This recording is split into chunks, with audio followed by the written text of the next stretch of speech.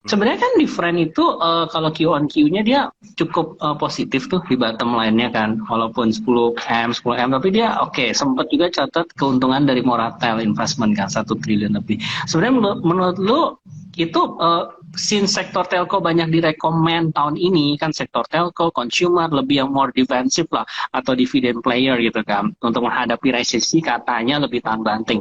Menurut lu benar nggak telco dan which is apakah Friend ini peluang mumpung harga segini gitu tadi? Friend, gue udah lama nggak ngeliatin ya. Ini gue lihat harganya sekarang 67 ya, Jok ya. Terus warrantnya juga harganya udah 9 perak. Gue masih ingat terakhir waktu itu kita main harganya masih 25 ya, Jok ya. Kalau nggak salah waktu itu kan 20-25. Itu kan. Ini sekarang harganya 9 perak. Ya sebenarnya kalau kita ngeliat telco ya, kalau kayak Telkom kan kita tahu lah ada faktor tersendiri gitu ya. Kalau misalnya Indosat doing pretty well gitu ya.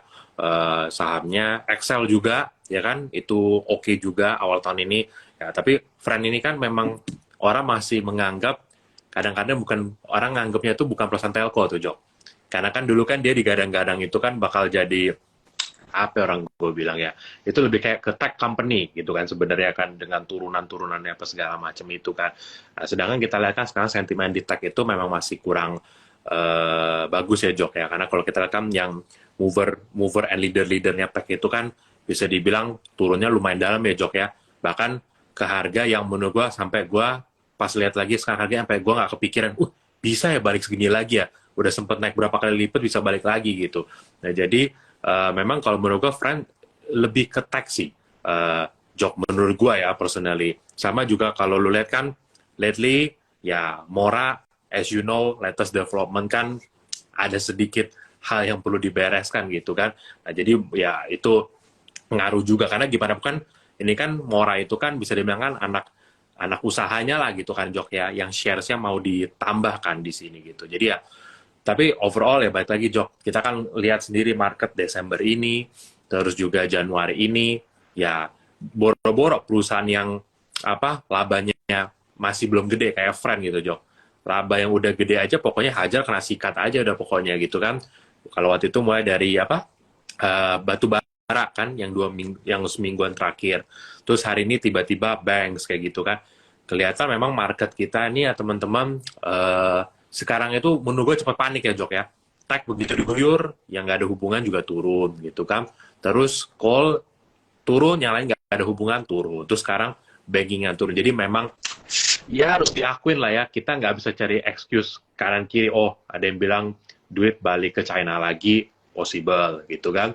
Dan dengan segala macamnya. Tapi memang kita harus akuin, market kita very underperform sih selama Desember dan Januari ini. Kan terbukti Jok. Nanti kan lu kan mau bikin ini juga kan apa webinar Desember pertama kalinya kan apa merah dalam 20 tahun terakhir gitu kan. Padahal if you look ekonomi sekarang state-nya dibanding 20 tahun terakhir, I'm sure ekonomi kita doing pretty well lah dibanding Desember-Desember yang 20 tahun terakhir gitu kan. Jadi memang in general kondisinya memang yang nggak favorable lah. Buat company yang untung aja harganya turun, apalagi yang company masih labanya ini kan masih tipis lah kayak Friend kayak gitu sih Job. Oke, tapi kalau misalnya ini in general telco sektor ya, karena kan memang banyak dibahas nih. Kayak sebenarnya kalau pengembangan ke data center kan mungkin Telkom udah bangun tuh di daerah mana Sumatera ya, yang apa Pulau Batam or daerah sana kan. Nah, terus ya Friend juga ada cerita lah mau bangun data center. Sebenarnya menurut lu data center kalau di compare dengan EV, bedanya kan menurut gue pandangan gue gini ya, kalau data center orang udah ada tuh, sebenarnya semua orang udah pakai internet gitu loh, udah pakai apps dan lain-lain, jadi marketnya udah ada di sana. Kalau EV mungkin marketnya belum ada karena itu butuh habit yang baru. Sebenarnya lebih prospek nggak sih data center dibanding kita pilih EV yang masih meraba-raba menurut lo? Ya, sebenarnya kalau lu tanya data center atau EV gitu ya, mana yang lebih prospek short term gitu ya. Data center itu kelihatannya bisa lebih making money sebenarnya Jok, ya kan? Tapi memang kita harus tahu data center itu kan bukan kayak yang apa hot untuk diberitain gitu kan. Kayaknya lebih hot itu beritain tuh EV dari dulu gitu kan. Tapi memang untuk pengembangan EV juga sebenarnya nggak gampang-gampang banget gitu ya. Makanya sebenarnya jujur gue lebih suka sama ininya Jok, sama yang selalu kita bilang gitu kan, kita lebih suka langsung sama komoditi directnya yang support EV kan, yang kayak copper gitu kan, kayak aluminium gitu kan, kayak misalnya nikel gitu kan untuk baterainya atau apa. Lebih interested yang itu ketimbang kalau kita ngomong EV-nya secara langsung ya gitu. Karena ya kalau lu lihat juga EV sih udah pasti bakal jadi future lah gitu. Tapi kan masalahnya banyak company yang mau ke sana kayak gitu kan. Ini along the way pasti akan seperti tech company, Jok. Menurut gua ya ke depan ya. Nanti akan ada EV boom, tapi yang akan bertahan ada EV yang akan collapse di tengah jalan gitu. Karena nggak gampang loh untuk secure supply gitu kan. Lo untuk bisa bikin EV itu benar-benar harus secure semuanya gitu. Karena ini produk yang baru, consume quite a lot of energy, maksudnya bahan-bahan komoditi, kalau lo nggak punya akses ke supply-nya sih, lo nggak bakal jadi perusahaan EV sih. Nah, sedangkan kalau data center, ya menurut gua lebih bisa making money lah in short term job gitu. Karena menurut gua ya, yang bisa bikin data center gede itu nggak banyak job gitu kan.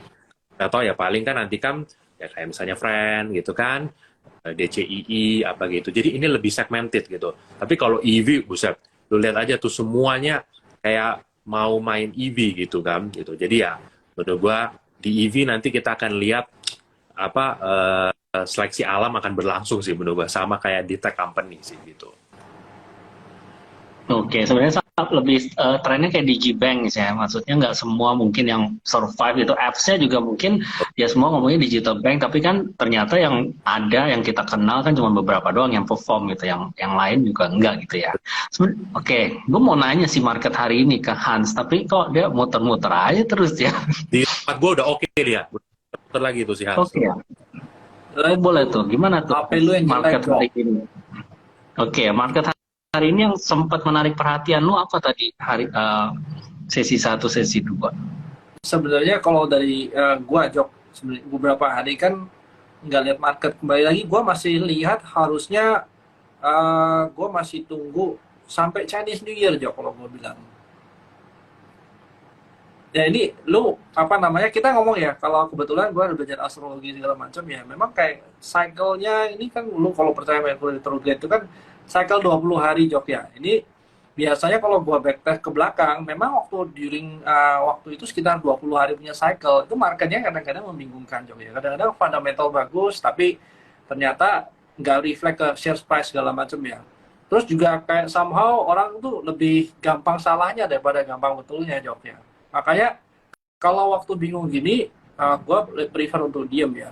Nah kalau lu lihat kan hari ini kan barang-barang yang gerak kan ada barang yang kecil banget atau barang yang ini ya lebih lebih kuat di lebih bottom sub punya barang ya, kali Bill ya, Jok ya. Nah tadi kalau gue lihat yang berapa tadi Bernard sempat ngomong juga sebelumnya ya, kebetulan Farul juga lihatnya. Sebenarnya yang menarik malah yang gold ini ya, Jok ya, Billy ya. Sebenarnya kalau yang gold ini secara indeksnya juga masih naik ke atas ya, Jok, Billy. Jadi mungkin kalau kita mau lihat agak panjang durasinya ya, mungkin company-company yang ada relate ke goldnya itu mungkin bisa kasih lu return lebih ya. Tapi kembali lagi, berapa banyak porsi gold ini nggak gitu banyak ya. Mungkin kalau lu lihat cuma beberapa ya, termasuk ya BRMS lah, terus Archie mungkin tapi terlalu kecil, terus ada Medco. Nah itu mungkin yang gue masih tunggu kapan turning point-nya si Jok ya. Tapi kalau memang mau masuk sendiri, I think yang cukup menarik itu Buffin ya. Karena secara bottom up, seenggak-enggaknya dia punya revenue cukup stabil, earning cukup stabil. Secara teknikal sebenarnya lu bisa takar juga risknya. Gue lihat berapa 1 tahun 2 tahun ke belakang tuh sebenarnya polanya kan kebentuk ya, 3 bulan diam terus 3 bulan jalan, 3 bulan diam terus dia jalan. Nah, kebetulan kali ini mungkin agak lama nih diam Jok, tapi hari gini by fundamental ya lu tahu kayak si Pak Jerry yang beli 1.200, otomatis kita dapat mungkin harga lebih murah ya. Siapa tahu ya kalau memang marketnya balik normal, terus lu bisa loan kredit lempar ya, harusnya bisa reflect ke share price sih. Itu yang kalau gue lihat ya secara fundamental. But technical ya mungkin itu yang secara fundamental sama technical masih masuk sih Jok. Jarang loh Jok, kita berdua support saham lo Jok. Biasa sih kita selalu enggak yang cocok sama saham lo. Kali ini kita karena udah kita pilih apa low hanging fruit aja yang aman-aman aja loh, Jok. Tapi kemarin tadi kalau lu bilang ini ya banyak yang cool tadi ya Bill ya, yang harusnya bagus ternyata dia drop. Tapi kalau lu lihat ya Bill, kan sebenarnya tahun lalu punya tahun lalu punya cool itu kan sudah pada naik ya Bill. Nah mungkin karena sudah banyak naik, otomatis banyak yang mulai dari high base ya. Malah kalau gua suka yang model-model kayak Bumi yang mungkin masih lu bisa ngomong dari bottom up-nya itu masih ada story-nya ya. Nah itu mungkin jadi lebih menarik daripada yang lain ya, lebih seksi daripada yang lain ya. Mungkin ya dua tadi lah gua rasa yang menarik ya. Tapi kembali lagi, kita mungkin better tunggu waktu dia benar-benar reversal sih, ambil. Ya, betul. Apalagi Bumi, gue tadi cek MA200-nya di 125 ya Hans ya. Udah deket sama model Halim juga ya. Oke. Gue belum lihat sih, tunggu. Ini. Bumi sebenarnya ya itu kan kalau lihat kan kayak mangkok ya, Bill ya. Tapi kayak reverse ya. Ya. Jadi kalau mangkoknya ke bawah, orang-orang ngomong invert kayak cup and handle sebenarnya ya, Bill ya. Ya. Arahnya ke bawah ya. Tapi kalau kita lihat irisan dia untuk naik mungkin lebih ke fundamental ya. Berarti otomatis ya walaupun secara pattern chart itu make sense, tapi kan kembali lagi kita berharap dia rebound ya. Yang kita pegang adalah fundamental story-nya. Nah, yang tadi kayak gue bilang awal, kalau kita tahun ini lebih ke cari fundamentalnya harus oke dulu. Minimal itu yang membuat kita lebih yakin waktu kita masuk di harga bottom tuh. Seenggaknya risknya terukur, fundamentalnya secara teknikalnya juga mendukung dan kita dapat better price. Ya. Itu sih betul.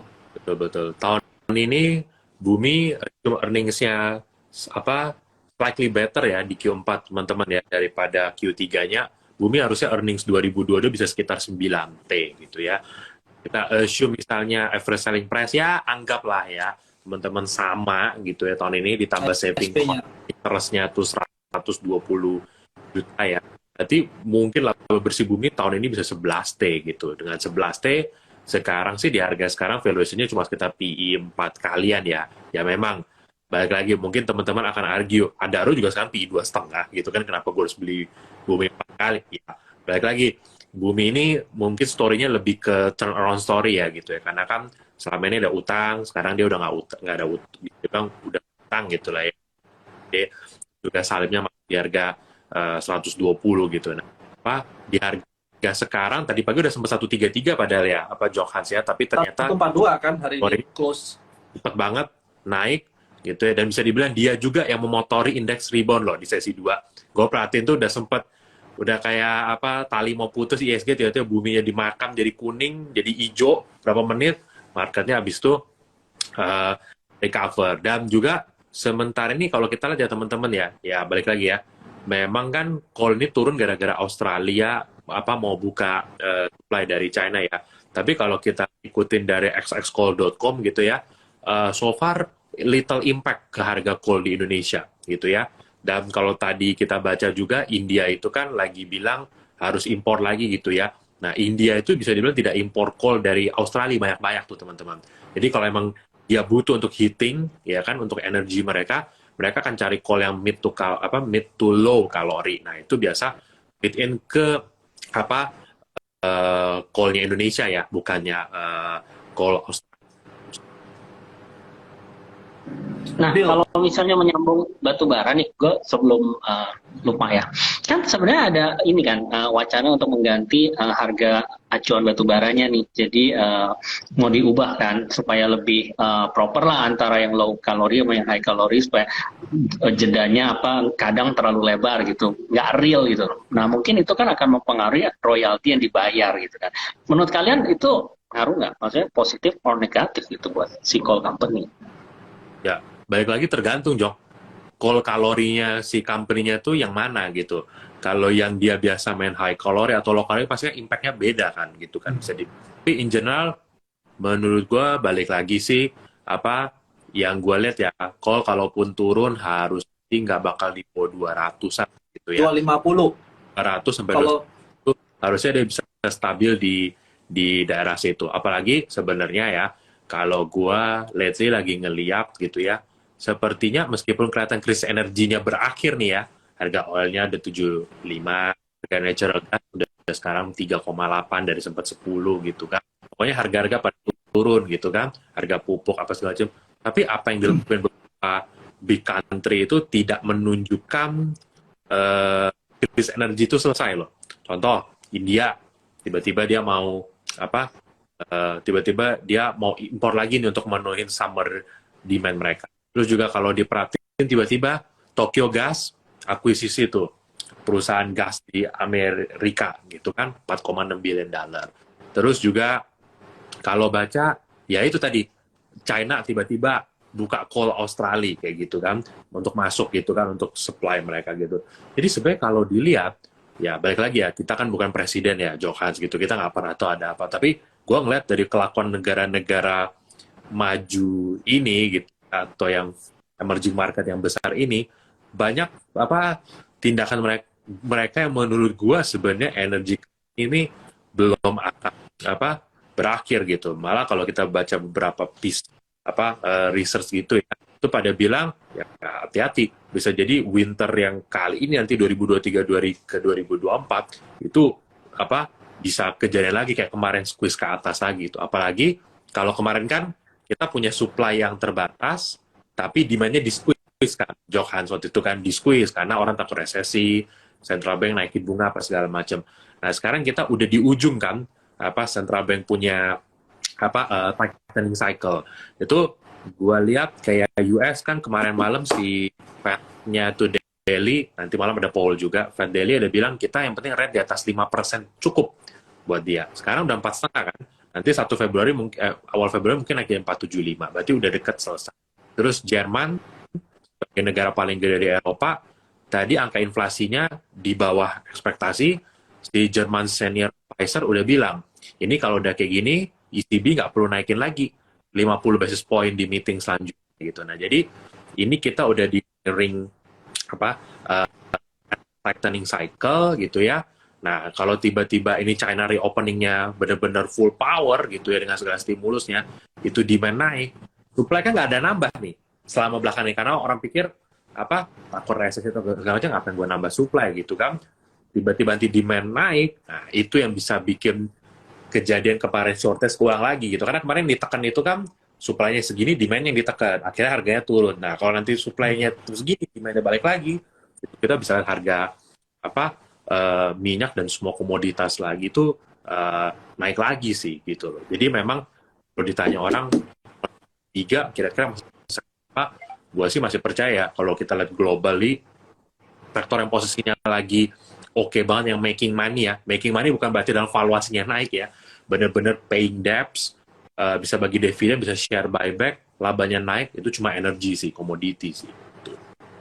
Ya Bill, tadi nyambung yang lu bilang itu sebenarnya kayak si China ngambil ke Australia, bukan berarti stop yang Indonesia loh ya. Bisa aja mereka memang karena demand-nya sebenarnya nggak cukup juga.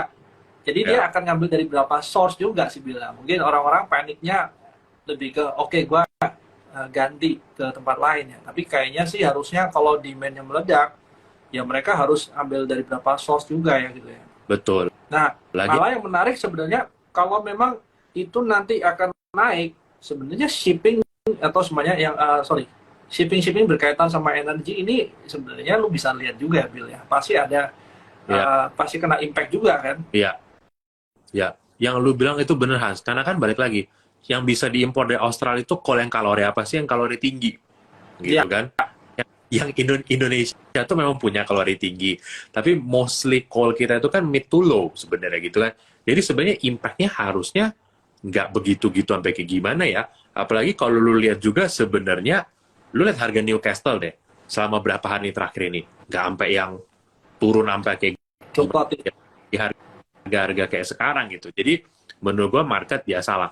Mungkin panik dulu gitu kan, panik dulu, terus jualan dulu seperti biasa, tapi ya nanti pelan-pelan ya mungkin akan recover lagi ya, karena balik lagi lah, market kan tahu harga coal memang nggak keren lah di harga 400 atau gimana. Jadi begitu ada turun dikit atau kebijakan apa yang dikit tuh langsung reaktif dulu. Sama yang Hans bilang tadi, balik lagi, yang diincar dari Australia itu kan kayak coking coal, ya kan? Coal itu kan baru lu bisa dapat dari kayak ya gitu yang kualitasnya tuh bagus. Jadi sebenarnya gue juga nggak begitu apa nggak begitu paham ya Apple tuh bener-bener apa masif banget. Nah dengan harga kayak sekarang dan juga gue lihat data harga coal di Indonesia masih kayak gini aja sih, harusnya sih nggak masalah ya. Mungkin di harga-harga sekarang lu masih bisa buying, malah di harga sekarang yield dividennya jadi balik bagus lagi Hans.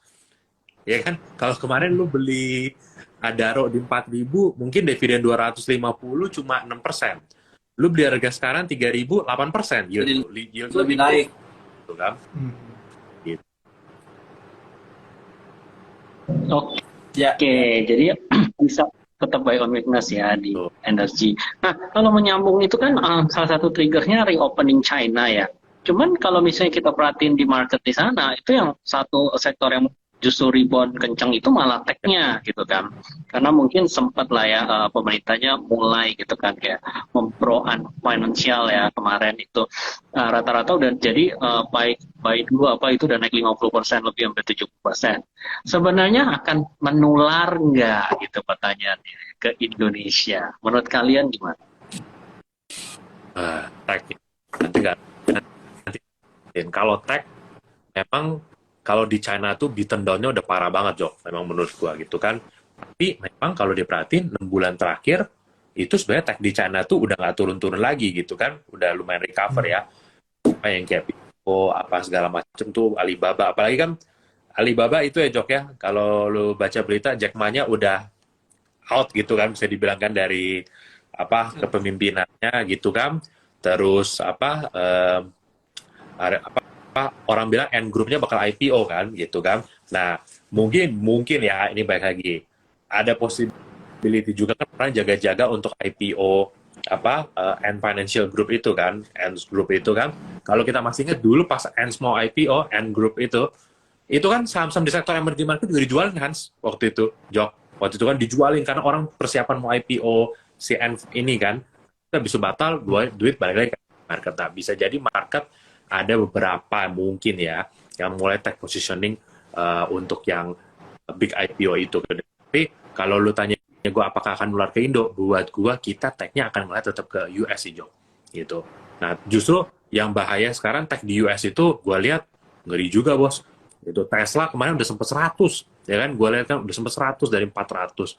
Terus juga yang ibaratnya nih yang kayak apa bener-bener penjaga tech di US itu kan kayak Apple gitu kan. Apple-nya juga udah mau new low lagi nih gitu kan. Terus juga yang kayak Microsoft gitu kan, apa segala macam. Jadi gue bicara tech yang profit aja tuh harga sahamnya masih ke pressure gitu. Jadi kayaknya kalau kita kayaknya harus tetap US baru kayaknya kita bakalan recover saham. Kalau China doang susahnya gini. Pas kemarin saham China udah turun pun, Jok, yang tech tahun 2021 itu China punya stok kan udah picking way before that gitu loh. Tapi yang US masih naik kan, jadi kita ngikutin US punya lah menurut gue daripada China gitu. Atau kalau Hans gimana ngeliat dari mungkin apa gitu? Gue setuju sih sebenarnya kalau kita ngomong yang company-company yang di China juga tech-technya juga banyak di US kan. Sebenarnya kalau lu lihat aja kayak misalnya nih ya yang hampir sama kayak Tesla, NIO itu juga masih belum kemana-mana, bos. Cuman mungkin Baba yang udah naik duluan ya, makanya kita harus ngomong korelasinya sama-sama tech harusnya pada jalan nih. Tapi kalau cuma 1-2, I think sentimennya masih belum cukup sih, Jok, gitu loh. Gua lebih baik tuh kembali lagi kita mungkin kalau ngomong tahun ini kita nggak bisa ngomong industri juga sih, lebih ke company yang benar-benar bisa kasih lu earning sih. Nah kita harus benar-benar lebih hati-hati sih, Jok ya. Nah sekarang kalau lu mau ngomong kayak tech-nya akan naik, kayaknya terlalu cepet ya. Kenapa? Nah mungkin kita lihat dari sini deh. Kita kan masih Januari ya, kita ngomong kayak kenaikan interest rate ini masih bisa sampai tahun 2023 akhir ya. Jadi sekarang agak susah kita ngomong kayak oke, ini masih mungkin waktu deket-deket kayak 2023 mau habis, itu kan mungkin kayak cut rate-nya akan lebih kenceng ya. Mungkin di Q4 nanti. Jadi sekarang gua rasa kalau mau ke tech ya, yang which is di mana kita lebih lihat ini musuhnya dari kenaikan ini ya, mungkin nggak dulu sih, Jok. Lebih baik lebih baik telat deh daripada sekarang keburu-buru masuk itu. Apalagi ceritanya mungkin tema besarnya ada ini ya resesi di UK, Eropa. Nah kayaknya kalau mau ngomong tech berharap interestnya turun, nggak dulu Jok. Ya, rate-nya bakal stay dulu kali. Artinya baru nanti akhir tahun ini atau tahun depan mungkin baru cut. Ya. Nah cuman kalau yang dari gua baca, Bill, memang kan dari house luar itu mereka nggak lihat sehawkish yang kayak tahun lalu ya. Somehow kayak Ya, sekarang, lu tadi ngomong kayak 5% ya. 5% atau berapa ya? Kayaknya sih maksimal mereka kasih taruh 5,5% ya. Let's say itu sampai 5,5% berarti kan ada berapa points lagi naiknya. Itu mungkin yang harus kita spare sih, Bill. ya, ya. Kalau gue sih patokannya pokoknya dari The Fed punya apa, Powell punya tangan kanan kayak Fed Daily apa, dia cuma bilang 5 cukup, 5% paling mentok 5,25 gitu. Which is sekarang udah 4,5, nanti 5 udah 4,75, udah benar-benar Udah tipis ini ya. ya teman-teman gitu. Jadi ya itu. Nah, memang sebenarnya interesting itu yang tadi apa Hans bilang juga tadi kan, itu yaitu gold ya. Sebenarnya gold itu yang interesting menurut gua itu dari pattern, kalau lu lihat grafik memang bagus gitu. Tapi kita belajar lah ya, Pak Jok Hans, yang namanya grafik setahun kebelakangan itu nggak jaminan juga gitu kan. Gue selalu bilang sama lu pada berdua juga kan, sama gue juga bilang sama orang lain, kemarin adalah tahun dengan akurasi info paling jelek yang pernah gua alamin. Ibaratnya sumber gue dari yang rating kecamatan, kelurahan sampai yang level top nasional gitu atau apa, itu tuh apa akurasinya tuh jelek banget tahun kemarin kayak gitu kan. Grafik juga ya oke gitu kan, tapi berapa kali kita sering udah beli pas dia breakout besoknya dibanting ARB gitu kan, apalagi kalau marketnya. Nah, jadi gold secara grafik oke gitu kan, tapi the most interesting part itu memang sepertinya tahun ini cerita gold karena ini kan bisa dibahas sebenarnya hedging inflation gitu ya. Dan kalau kita lihat juga nih ya, bank-bank sentral dunia, kalau lu baca berita juga kan, Jok Hans, itu bank-bank sentral dunia lagi gila loh, nambah apa stok goldnya gitu. China gitu kan, Rusia gitu kan, dan segala macam mereka lagi tambah stok goldnya gitu kan. Dan bahkan ini gue baca kemarin pembelian dengan pace paling kenceng sejak tahun 1967 gitu loh. Jadi apa? Gue ngelihat gold ini sudah lama diem gitu ya. Terus juga kita play di cycle inflation tinggi apa macam. Dan ini sebentar lagi kita udah nearing the peak cycle juga kan di interest rate apa the Fed atau apa segala macam. Ya gue rasa gold tahun ini bisa apa jadi surprise sih, karena orang kan selama ini komoditi selalu fokusnya kan kayak itu ya, Jokans ya, nikel lah, cola, apalah segala macam. Precious metal itu udah lama loh, nggak unjuk unjuk gigi. Jadi menurut gua tahun ini gua lumayan agree dengan beberapa orang yang bilang tahun ini bisa jadi tahunnya gold sih. Gitu. Nah, tinggal kita sahamnya kan, kalau yang kayaknya pure gold play ya mungkin kayak Bernard gitu kan, Bernard suka BRMS kan. Nah, kalau ada yang suka yang masih diam-diam ya mungkin, dan sukanya apa kontrarian gitu kan, nah itu mungkin orang sukanya main Archie gitu kan. Atau ada yang apa mainnya pokoknya pakai ingat-ingat aja itu kan, Antam dipikir emas kan kayak gitu kan, padahal sebenarnya Antam itu movernya lebih ke nikel, bukan emas gitu kan. Atau Merdeka gitu kan, Merdeka ya kan.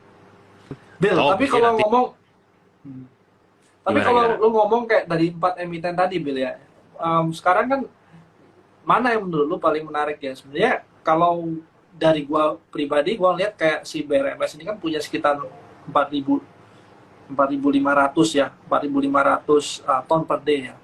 Nah sebenarnya kalau gua lihat by 2025 ya harusnya dia punya kapasitas tuh jadi naik sekitar 80.000 ya, 80.000 ya, betul. kilo per day ya. Nah sebenarnya naiknya berapa kali lipat, jadi sebenarnya by quantity aja dia udah menang jauh banget sih, Bill ya. Iya. Tahun depan juga sekitar berapa ini dia buka 4.000, tahun 2024 ini sama 4.000 juga. Pokoknya totalnya 80.000 deh. Jadi mungkin dia akan bangun sekitar 4 pabrik ya totalnya. Nah sekarang mungkin Betul. pabrik kedua udah 4 ya, pabrik udah apa ada kan? jadi sekarang yang pabrik keduanya ini sekitar 4.000 ton per hari juga sih. Makanya di 2023 ini sekitar 4.500 ton. Terus by nanti tahun depannya sekitar tambah 6.000 ton 6.000 ton per hari juga sih, Bill. Jadi by quantity sih harusnya dia the largest ya. Ya, benar. Ya, jadi kalau lu tanya gue juga gitu ya, gue mungkin lebih suka sama yang mana gitu ya. Itu ya gue sih setuju sih. Gue lebih agree sama BRMS gitu ya. Karena BRMS itu ibaratnya goalnya kan dia udah prepare ya. Jok Hans dia udah prepare, capacity juga bakal naik. Kayak yang tadi lu bilang itu benar, 2025 kan dia bakal sekitar 80.000 ya gitu kan. Nah, terus juga kalau kita lihat, ini kan kita main di cycle gold juga masih harga segini aja gitu kan. What if gold itu benar-benar skenario kayak orang-orang bilang gitu, 2.500 sampai 3.000 dengan cash cost mereka yang stabil gitu ya. Anggaplah naik dikit lah dari 1.100 cash cost rata-rata mungkin jadi berapa gitu, 1.200 berapa gitu, 1.300 Ya, itu margin mereka bakal ngeliat karena sekali cash cost kamu bisa lock dan jaga, harga jual naik itu tuh harga langsung jualnya lebih nambahnya revenue aja langsung itu goes directly to profit kan gitu. Jadi gua sih agree play-nya tuh ada di S gitu ya. Merdeka juga oke, sama ya. Gue juga menantikan lah kejutan nanti kalau ada anak usaha indie teman-teman yang baru dijual gitu kan, katanya akan beralih dari kontraktor jadi tambang emas. Nah, that could be another ini sih story di mereka. Tapi so far yang paling posisinya paling oke ya mungkin gue bilang BRM Merdeka kali ya gitu. Iya. Ini pertanyaan awam nih, kalau kita lihat 3 bulan terakhir kan memang gold itu udah kayak mau up 10% kan di harga lumayan tertingginya lah dalam 3 bulan ini. Nah, tapi ini kan kayak ada satu seasonality di mana biasanya memang cenderung naik menjelang Imlek gitu, karena orang adalah beli emas gitu kan buat angpau dan lain-lain. Menurut kalian ini hanya karena faktor itu atau ternyata bukan gitu? Atau oh ini sustain? Nah itu kan yang menjadi pertanyaan. Kalau belum lewat Imleknya ya lu belum tahu dong, right? Iya.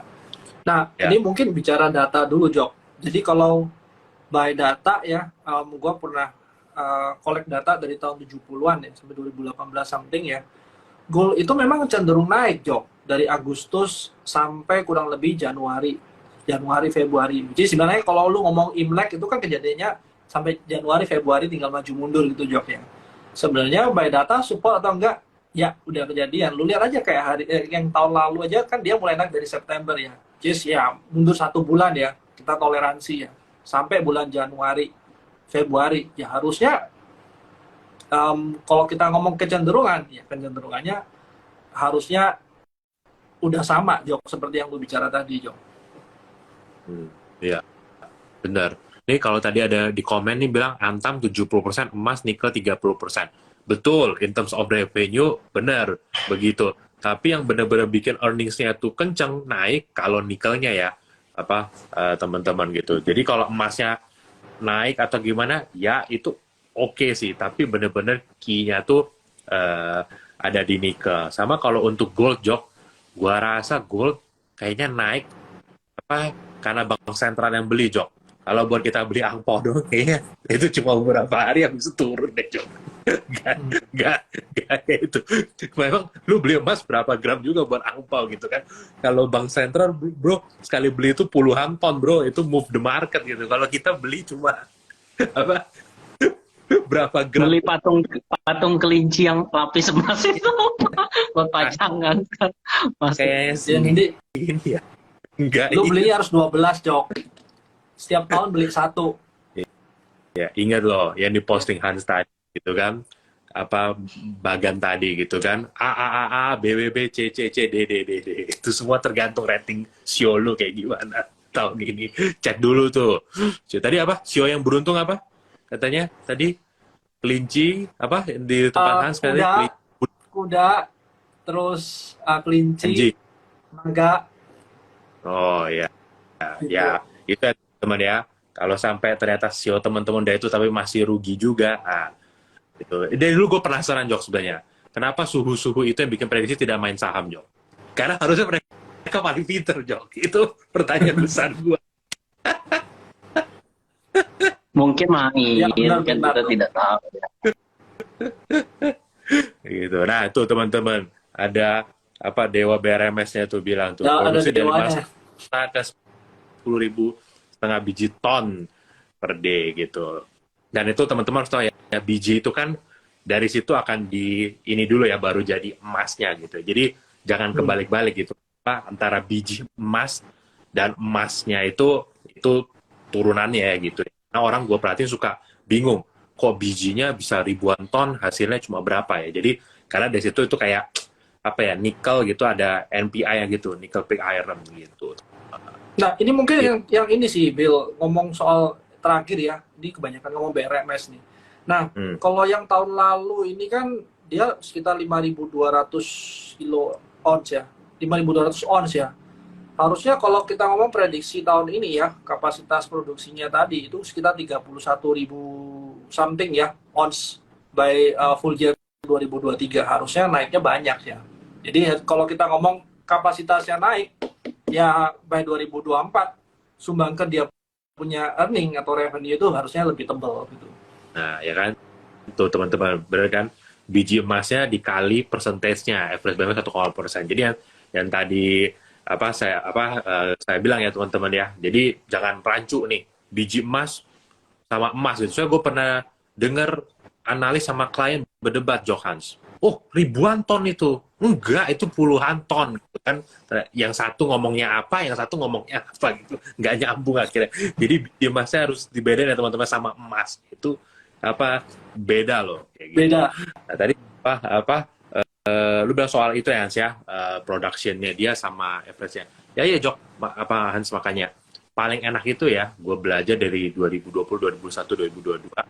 Kalau emang lu udah pilih emiten yang bagus, terus tahun itu story di sektor itu, nah itu tuh udah yang paling enak lah kita gitu.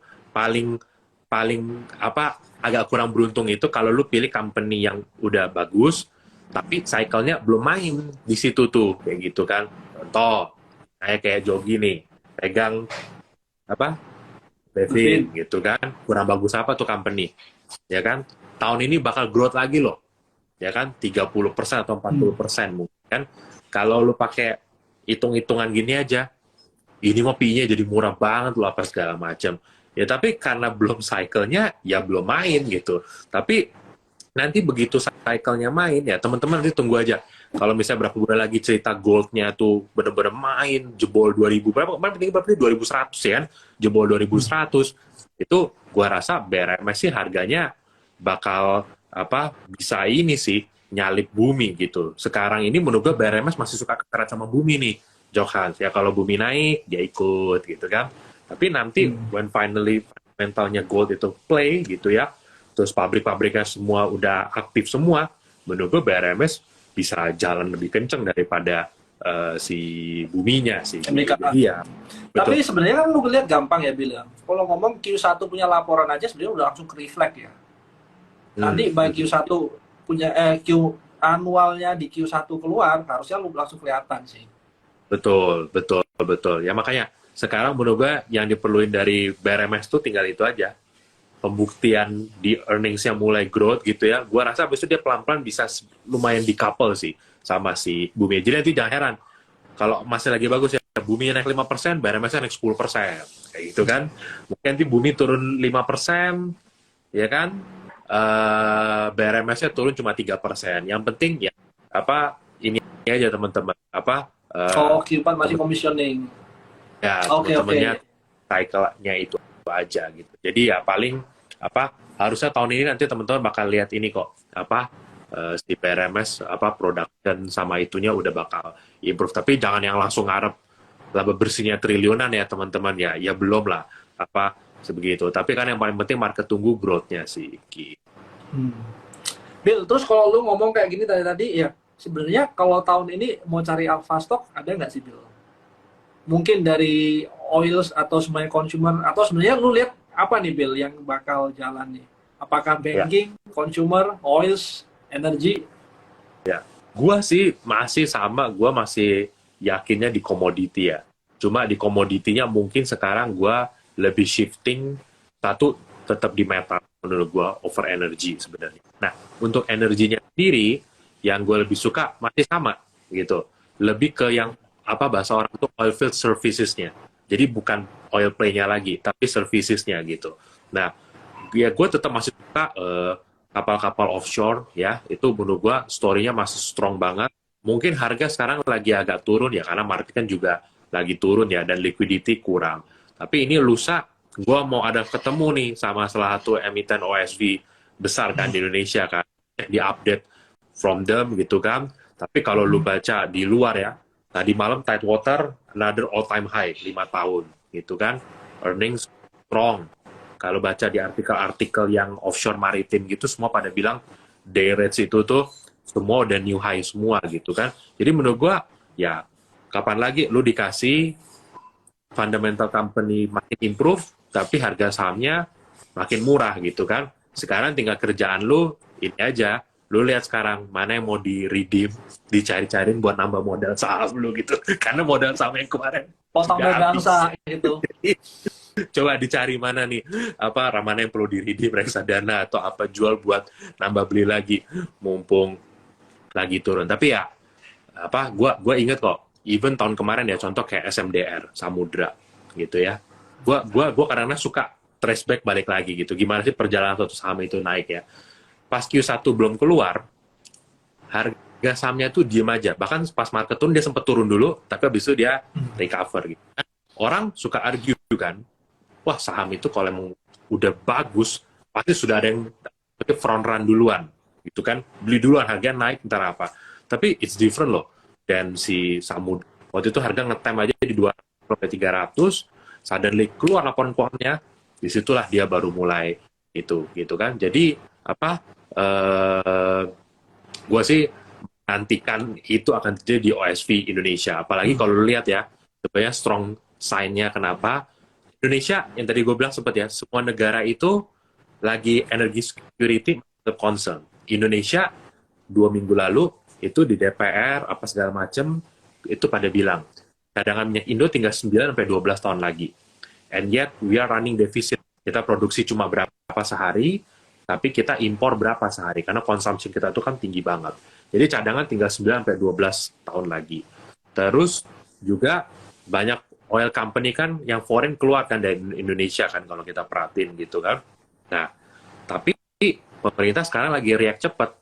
UU Migas yang udah ke pending 14 tahun itu kan bakal segera disahin minimal Juni nanti. Dan itu pun mereka akan kasih diskon pajak apa segala macam. Nah, jadi kalau gue ngomong ke Willy ya bahasanya apa? Sekarang baru kita sadar nih betapa pentingnya Indonesia itu punya production minyak sendiri gitu kan. Nah, jadi maksud gue merasa harusnya PT pengeboran di Indonesia sih akan naik ya, karena cadangan minyak kita tinggal segitu. Dan even Tidewater aja bilang di podcastnya baru minggu lalu, semua kapal kita kerja tahun 2023, nggak ada yang nganggur. Dia bilang, sedangkan supply di dunia itu limited. Di Malaysia udah naik, di Afrika udah naik, ya Wins bisa aja, kayak Wins gitu ya. Dia kerja aja buat Malaysia kalau di Indonesia rate-nya nggak bagus. Ya dong, misalnya ya, Indonesia nggak banyak project. Tapi kapal dia ada di luar juga kan, Bill? Yang si Wins ada, ini. Di Afrika ada, juga, kan? Ada untuk bantu offshore wind farm, di Malaysia ada. Jadi kelebihannya Wintermar itu dibanding OSV yang lain, dia bisa main di luar. Jadi itulah kenapa gue dari dulu memang lebih suka sama dia. Ya regardless sekarang ini, kita lihat lah nanti numbers-nya should improve kok menurut gue. Iya, iya, agree. Nah, Yogi, jadi kalau lu apa Jok yang lu lihat nih untuk tahun 2023 nih? Jangan Buffin lagi dong, bosan lo Buffin dari tahun lalu Jok. 2020 dia udah cerita Buffin, itu sampai sekarang ini udah ganti tahun 2023 loh, Jok. Kurang kreatif, ya, Jok.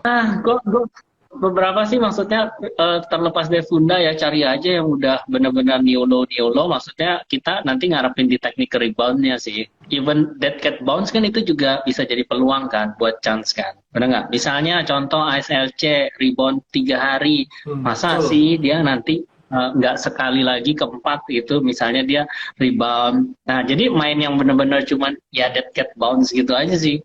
Terlepas nanti ada pembaharuan di fundanya atau enggak. Jadi nggak usah ngomongin funda dulu lah gitu. Gue sih lagi cari-cari yang kayak gitu. Arto juga dong berarti Jok. Arto ini kan udah mau deket-deket 2000 ke bawah nih Jok. Masa lu nggak berani ngambil dead cat bonds ya? Ya bisa juga, makanya mungkin patokan gue pertama tuh kayak harga right issue yang terakhir ya, sekitar ya maksudnya 2.500-an something, kalau di sekitaran situ ya gue coba beli gitu nanti. Kira-kira lah target gue di situ. Ya, Bojo Ya, palingan udah pensiun teman-teman, udah pensiun dia di itu gitu. Jadi gak main lagi dia, trading aja di itu teman-teman. Sama juga mungkin kalau teman-teman ini yang important juga untuk teman-teman perhatiin, nanti kan udah mulai keluar ya preview untuk masuk yang MSCI, untuk yang masuk ke indeks kayak LQ45, MSCI gitu udah pada keluar semua. Jadi perhatiin aja, memang nggak bisa buat patokan ya teman-teman ya, tapi at least teman-teman jadi tahu nih kira-kira barang yang bisa naik mendekati akhir bulan, mendekati off date si indeks itu. Paling itu aja. Lah, Bill, sebenarnya kalau dari keterangannya Jogi, sebenarnya Jogi ini paling agresif loh ya, karena dia bisa berharap untuk dead cat bonds. Even kayak Goto pun kalau dead cat bonds juga nggak masalah buat dia. Mungkin gitu Jog ya. Iya. Kira-kira apa nih yang trigger lu bisa beli Goto atau sebenarnya buka orang yang lain Jog? ya makanya tadi yang gampang tuh ASLC, gue udah perhatiin kan berapa udah ARB 2 hari gitu kan, tinggal ya lu ketiga atau keempat lah gitu lihat-lihat gitu. Cuman ya cepet-cepetan aja kan. ASLC 97. Tapi hati-hati loh. Iya. Tapi hati-hati abis ini ya, apa ARB-nya bukan cuma 7%, gimana aja nanti? Nah, bener tuh, bener. Kalau ARB balik normal, ya itu sih serem sih kalau ARB balik normal sih. Tapi cepet Bill, kalau semuanya enaknya cepet sih gitu loh Bill. Maka recovery-nya lebih gampang gitu. Iya, tewas kalian hari itu ya, gitu ya, nggak nunggu sampai 4 hari gitu. Nah, jadi porsinya yang disesuaikan kan, jangan all in. Ya, jadi orang-orang kalau di situ sih mau nggak mau, ya lu benar-benar kalau masuk atau keluar benar-benar keluar, nggak benar-benar oke lah 7%, besok masih ada 7% lagi. Jadi kalau lu salah ya benar-benar salah. Lu lebih sehat sebenarnya, marketnya jauh lebih sehat. Mau beli yang nggak resiko, Hans, beli aja tuh. Apa yang lu mau beli taksi kemarin, lu cari dulu tuh nego tuh. Harga Itu murah. nggak tahu dah gua. Tetap bottom 50. Aduh. Ya, gitu. Nah, WMUU tuh ya, cuman ya lihatlah ya, masa ownernya jualan terus. Nah, harus lihat katalis-katalisnya sih, kira-kira ya di mana dia akan stop ya gitu juga. Bukan cuman hanya ARB-nya doang berhari-hari terus nebak-nebakkan kan. Tapi tadi kalau Hari lu kelima kan gitu. ARB 2 kali bisa beli itu. Ini WMU udah 7 kali jawab gimana? Ya. Boncos, beli tapi cut loss maksud lu. Lihat mana gitu loh. Kalau mau trading mah apa paling ini beli cars lah, 68, 69, 70 beli, 75, 80 lu jual lagi dah. Mondar mandir kayak gitu. Ya, Itu udah. ya. Things get clear, ya kan? Baru deh 100 bisa lewat kayak gitu. Jadi ya ini aja. Cari-cari itulah. Sekarang gak usah mikir alpha stock dulu deh. Hidup sehari-hari dulu aja, Jok Hans gitu. Cari aja bisa lu tektok gitu. Oh, konsep ARB kan gini, bukan maksudnya yang udah naik misalnya 50% and then ARB berhari-hari terus lu berharap dia rebound. Nggak gitu. Lu tetap pilih yang dia new low misalnya kan. New low. Nah, once dia biasanya sentuh new low, itu kan ada chance untuk dia dead cat bounce. Jadi bukan hanya dilihat ARB-nya doang gitu ya. Maksudnya itu yang harus di-highlight tuh. Iya. Benar-benar. Ya, cuman basically hari ini marketnya memang ada lesu ya. Ya beberapa doang yang menarik ya. Bukan hari ini aja, Hans. Udah 2 bulan hampir mungkin. Bukan hari. Bill, kan gue tahun barunya nanti tanggal 22, Bill. Jadi belum ganti tahun. Oh iya, Chinese New Year. Iya. Iya. Ya. Apalagi ya, Jadi kalau kayak menurut lu model-model kayak consumer gitu nggak menarik apa Bill? consumer ya. Consumer sih oke sih, suka sih. Tapi mungkin gue lebih suka consumernya yang itu ya, yang apa, yang lebih high end. Apa ya, consumernya mungkin retailer yang high end kali Mapi, ya. mapa gitu, mapa. Apa gitu ya, Mapi juga oke.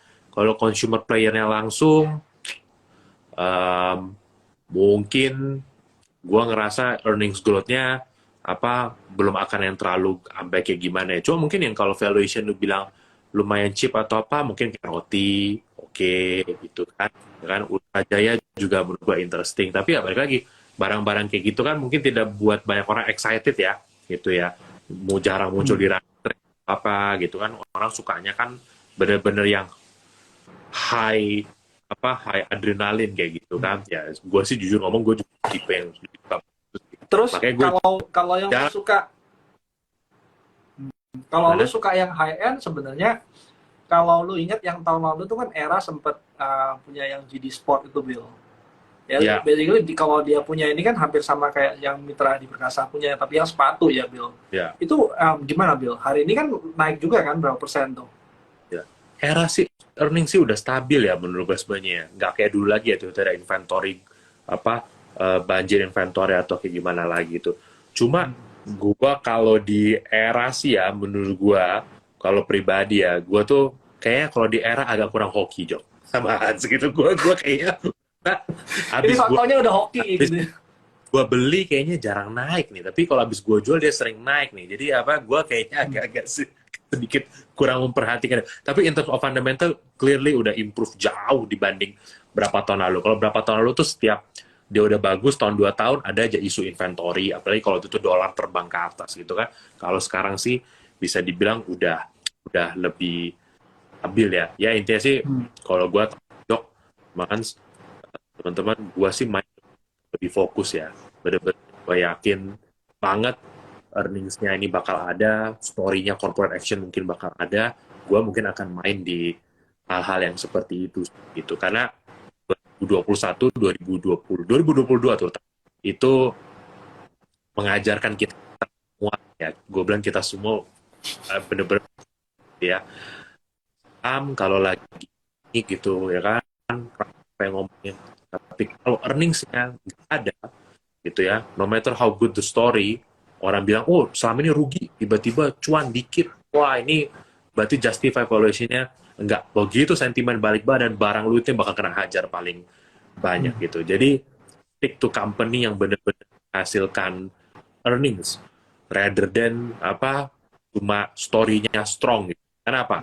Kalau cuma story-nya yang strong, ya jangan heran kalau nanti bener-bener cuma jadi story doang, nggak jadi laba gitu kan, labanya nggak. Karena 2002 kita nyaksiin banget lah Johans pas di puncak ya kan, tech, waduh, company yang dari rugi tiba-tiba jadi untung 1M aja, 1M aja langsung digoreng di mana-mana kan. Wah, tech yang sudah profit dan justify valuasi belasan T, puluhan T gitu kan. Tapi suddenly balik badan, sekarang bahkan ada bank digital yang bilang kita bakal profit tahun ini, harga sahamnya ngendon aja di bawah. Kayak begitu kan.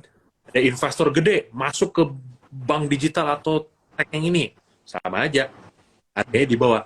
Gue selalu bilang kan, kalau ini berita ada tahun lalu, sebelum November 2021, dijamin begitu dia kasih tunjuk saya akan profit tahun ini, itu langsung ke atas gitu. Jadi di situ kita semua belajar lah ya, teman ya. Gitu ya, karena marketnya is never ending journey gitu kan, learning untuk belajar.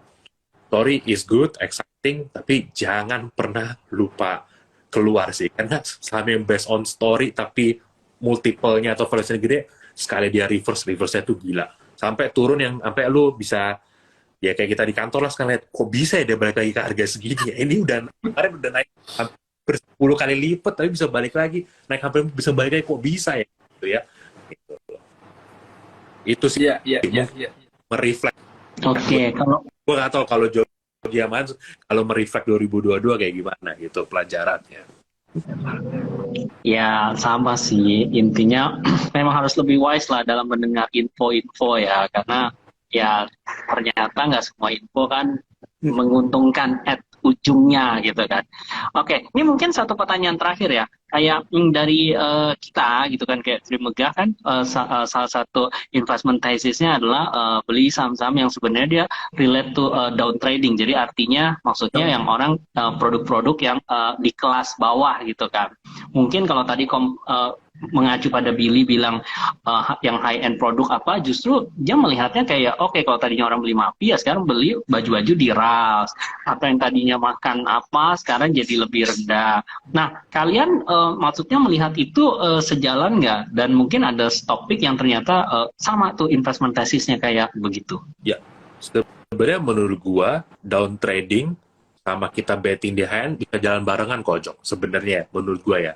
Karena gua percaya kalaupun ada yang down trading, itu biasanya middle. Dia down trading ke yang low. Tapi yang di high end, dia stay at high end. Kayak Jogi deh, Hans.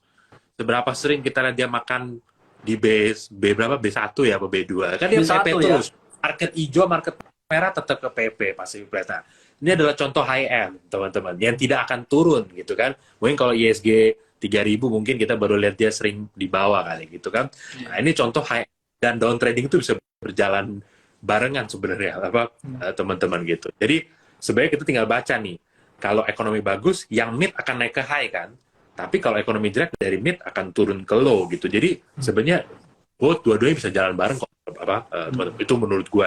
Kalau menurut Hans sama Jogi gimana? Down trading cuma kita berdua, Bill. Down trading kita berdua. Kita soalnya mager nyebrang kalau kita bukan. Wah, hoax banget ini, hoax. Tapi gini, kalau lu ngomong tadi ya, gue juga agree ya, Bill. Sebenarnya kalau lu lihat yang kemarin kayak kenaikan UMR itu sebenarnya yang impact lebih bagus kan sebenarnya ke mid to low ya. Jadi dia punya buying power sebenarnya lebih bagus ya. Nah sebenarnya kalau kita lihat kita punya ekonomi mau bagus, sebenarnya yang mid to low ini kan harus bagus dulu, Jom. Makanya ya kalau down trading kita ngomong temanya itu ya good, tapi kira-kira buying power-nya seberapa besar untuk balik lagi ya. Nanti mungkin akan reflect lah ke revenue dari ya paling gampang ya consumer good ya. Kalau memang kita lihat view-nya dari house-nya kita itu consumer good akan bagus ya, mungkin consumer good yang seperti apa. Tinggal consumer good ini kan sebenarnya lebih rentan sama dia punya harga produksi itu naik ya, gara-gara dia punya bahan baku naik. Nah mungkin nanti kita lihat dia akan reflect atau enggak gitu. Tapi agree sama Billy, kalau semuanya yang punya buying power lebih bagus sebenarnya, yang impact-nya lebih bagus, yang akan kerasa itu lebih ke yang mid to low. Iya. Karena kita harus betting, yang namanya economy slowdown itu biasa kan nggak lebih lama daripada ekonomi recovery kan sampai boom kan gitu. Jadi ya paling down trading play main setahun 2 tahun, tapi habis itu balik lagi ceritanya ke high end growth gitu. Kayak Mapi aja sahamnya sempat turun tuh 2-3 tahun lalu pas Covid ya kan. Sekarang udah balik bos, ngelewatin all time high-nya kayak gitu kan. Jadi menurut gua lebih tipe yang suka always play bet-nya tuh di recovery. Ya di recovery side, di high end sih menurut gua. Tuh Jok diketawain Jordan tuh. Jordannya tahu tuh Jok faktanya tuh. Berarti gua makan nggak bohong kan tuh. Jordan ketawa tuh di bawah tuh. Ini saksi juga ini di luar. Dia baru makan sama gua tadi siang soalnya di sebuah tempat ya kan. Oke, ya udah mungkin itu aja kali ya. Insight-nya banyak banget. Thank you Bill, thank you Hans. Besok ya, lu mau ini nggak ada update nggak besok? Kira-kira ada event yang mau update?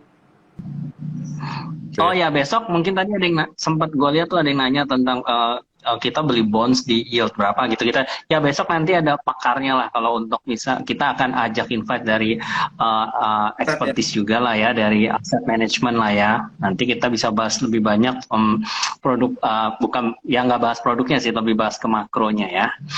Oke, teman-teman, thank you banget. Thank you Bill. Thank you Bill. Thank you, Hans. Thank you, Dok. Sampai jumpa lagi. Bye-bye. Bye.